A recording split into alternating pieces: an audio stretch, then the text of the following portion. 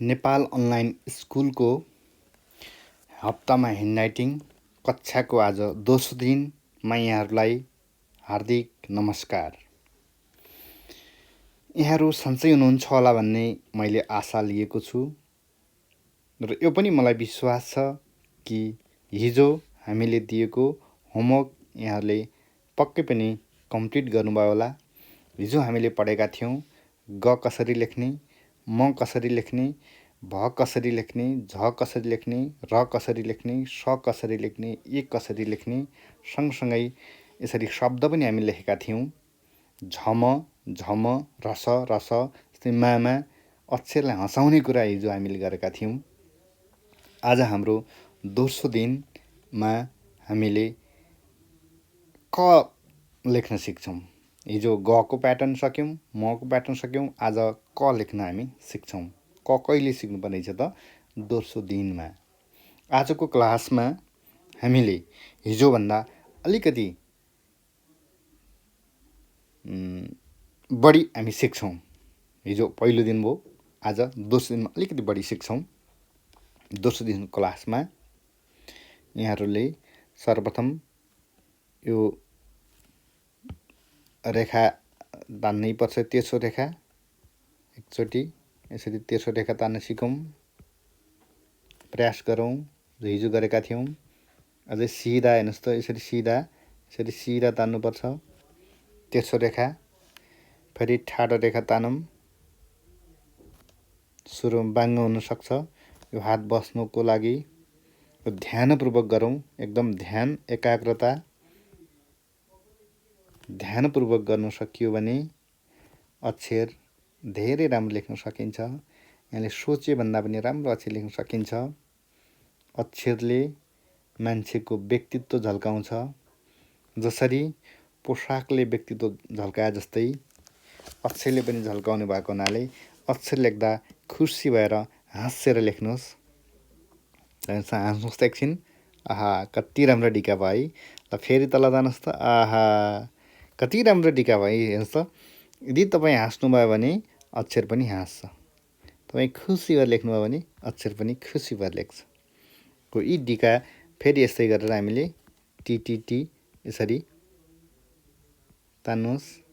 तान्नुभयो। ल यसरी T तान्नुहोस्। T पनि बनाउन सकियो। ल यति जानिसकेपछि अब हामीले टी त जान्यौँ, क लेख्ने कुरा गर्दैछौँ। यो गोलो यसरी बनाउनुहोस्। एकैचोटि गोलो त हुँदैन। अब ठुलोमा जानुहोस्। पहिला यो लाइनदेखि यो लाइनसम्म टच गर्नुहोस्। ल ठुलो ठुलो, ल ठुलो सी, ठुलो सी। फेरि यसलाई उल्टो गर्नुहोस्।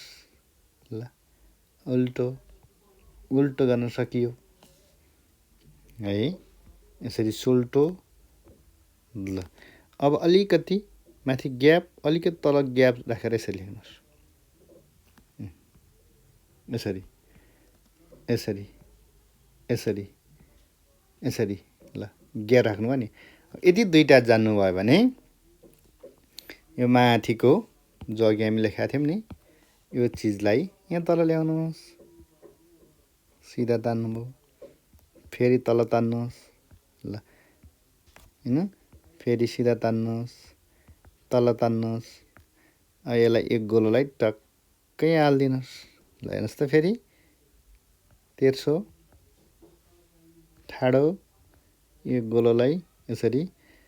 अब अर्को गोलो अब लगाउनुपर्छ। यसो लेख्नुहोस्। क लेख्न अझै गाह्रो हुन्छ तपाईँहरूलाई भने ठिक छ त। फेरि तान्नुहोस्, यसो बनाउनुहोस्। यसलाई भन्छ ओ। फेरि यस्तो गर्नुहोस्, यसरी तान्नुहोस्। यसलाई भन्छ ब भनिन्छ। हेर्नुहोस् त, ओ र ब लेख्नुभयो नि। अब तपाईँले सजिलै क लेख्न सक्नुहुन्छ। आहा, ल गोलो फेरि यसरी तान्नुहोस्। क भयो। क अहिलेसम्म हामी लेखेको देख्नुभयो भने यसरी लेखिन्छ। हेर्नुहोस् है।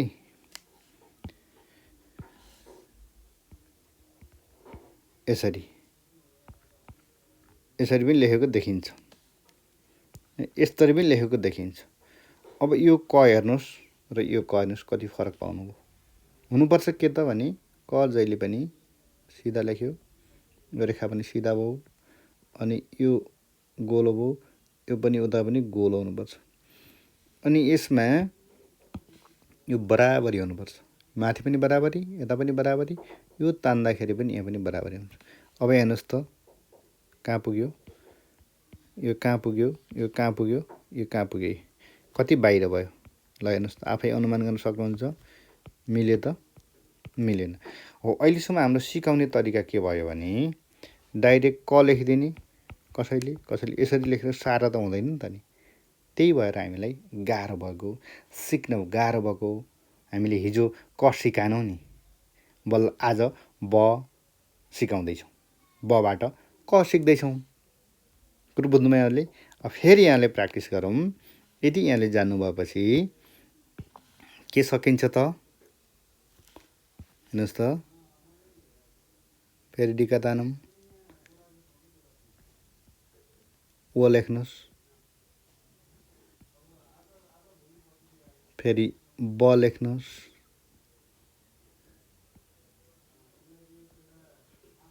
फेरि पनि ब लेख्नुहोस्,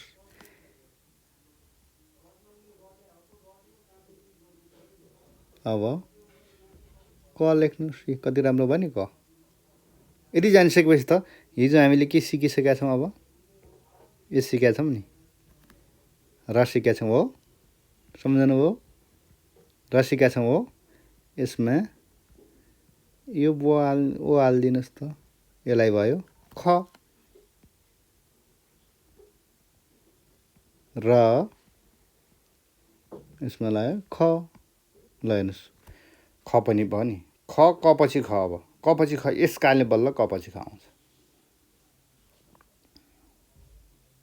त्यसो हुँदा तपाईहरुले नातिकन अब के लेख्न सकियो त,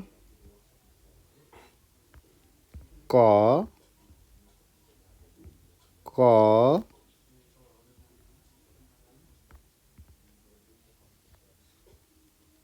व, क व। अब फेरि तपाईले लेख्न सक्नुहुन्छ ब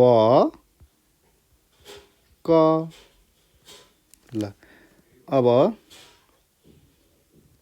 फेरि हिजोको प्र्याक्टिस गर्नु पर्यो नि। अब ख र, ख र। अब फेरि आउनु पर्यो स र। हाँसेर लेख्नुहोस् है, हाँसेर, अक्षर पनि हाँस्छ। स र, स र, स र। अब हिजोको फेरि कुनै शब्द सम्झौँ, म सम्झौँ त। ल मा स, मास, आकालाई मास भयो। अब यहाँ अक्षर अलिकति यो डिका बाङ्गो भयो, हेर्नुहोस् त, अलिक मोटो भयो, नराम्रो देखियो नि त। अब यसलाई के गर्नु त, नातिकन टक्कमा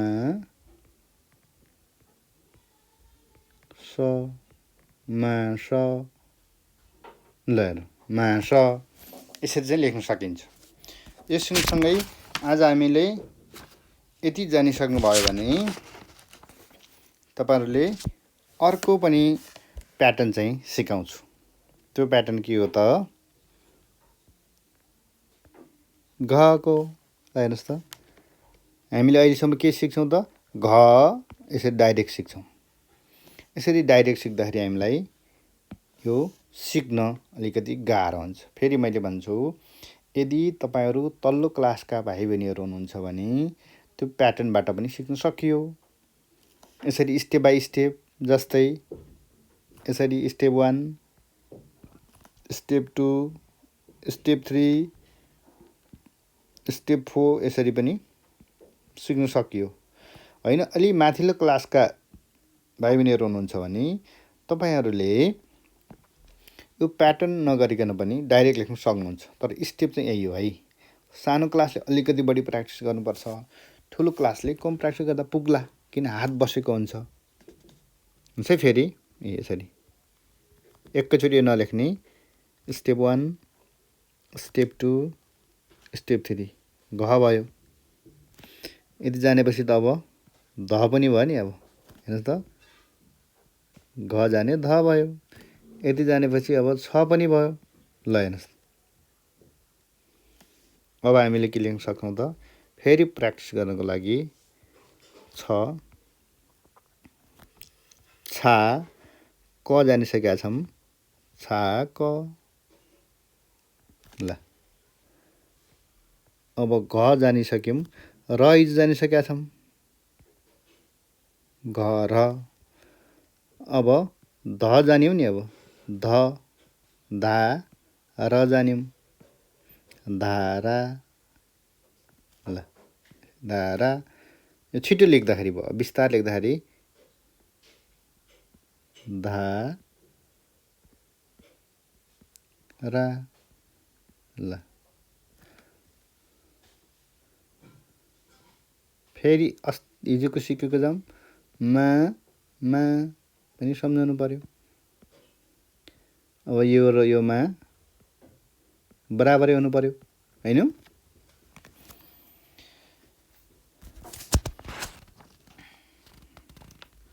अब अर्को हामी के जान्छौँ त घ पनि जान्यौँ। घ म पनि जानिसकेका छौँ। के लेख्ने अब घाम। यो अहिले तपाईँले कक्षामा गर्न सक्नुभयो। अब तपाईँलाई मैले अघि नै भने हिजोभन्दा आज अलिकति बढी पढ्छौँ। पढ्नुभन्दा पनि अझ बढी प्र्याक्टिस गर्छौँ। अब प्र्याक्टिस के गर्छौँ भने हामी त सबै कुरा अब सिक्यौँ नि। कबाट पनि सिक्यौँ, र पनि सक्यौँ। दोस्रो दिनमा हेर्नुहोस् है। अब शब्दको प्रयास गर्छु। का म यसरी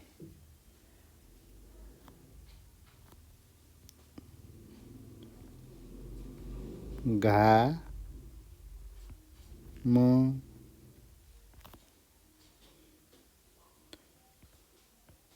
र स यो हामीले यसरी लेख्छौँ। तपाईँहरूको लागि होमवर्क है त यो। यसरी पुरै लेख्न सक्नुहुन्छ। यसरी यसरी यसरी हैन। पुरै तपाईँ लेख्न सक्नुहुन्छ। यसरी चाहिँ यसरी पनि लेख्न सक्नुहुन्छ। ल काम रस धारा हैन। अब है धा रा ग म ब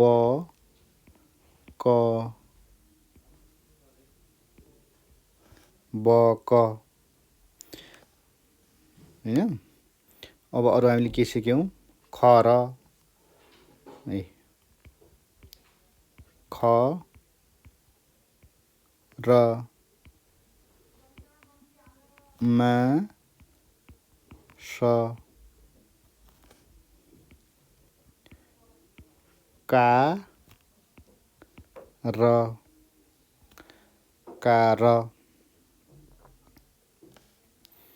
यो लेख्दै जाँदाखेरि एउटा कुरो तपाईहरुले सम्झनै पर्ने कुरो के छ भने हेर्नुस् है। जस्तै का लेखियो म लेखियो। काम त भयो। घा भयो म भयो हैन। र भयो स भयो। धा भयो र आफ्नो पारा लेख्नु पार्ने यसरी हेर्नुस् है। अब ग लेख्ने होमवर्क सक्ने भनेर आफ्नो पाराले लेख्न पाएन। आफ्नो पाराले तपाईले लेख्न पाउनु भने ख र अनि मा स छिटो लेख्नु पर्यो भने नि का र लेख्नु भएन। यो लेख्दा बित्तिकै तपाईको कहाँनिर मिस्टेक हुन्छ हेर्नुस् त। अब यो का यो त बराबरी हुनु पर्ने हो नि त। म तल आयो।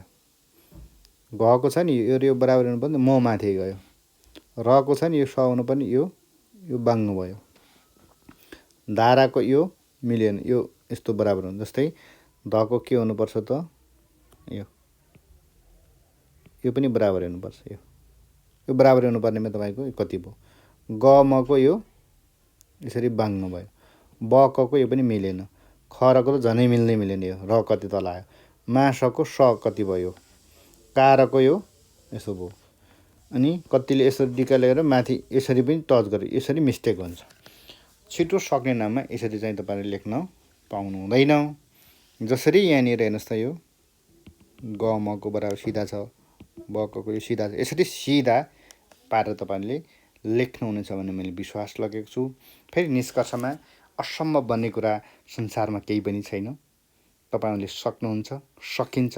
र मान्छेका हरेक मानिससँग सबकन्सियस माइन्ड र कन्सियस माइन्ड हुन्छ। सबकन्सियस माइन्डबाट हामीले हेऱ्यौँ भने अथवा सृजनशीलताको कोणबाट हेर्दाखेरि असम्भव भन्ने केही पनि छैन। मान्छेले कस्तो कस्तो काम गरिसकेका छन्। यो त ह्यान्डराइटिङ हप्तामा जसरी पनि सकिन्छ। तपाईँले सक्नुहुन्छ।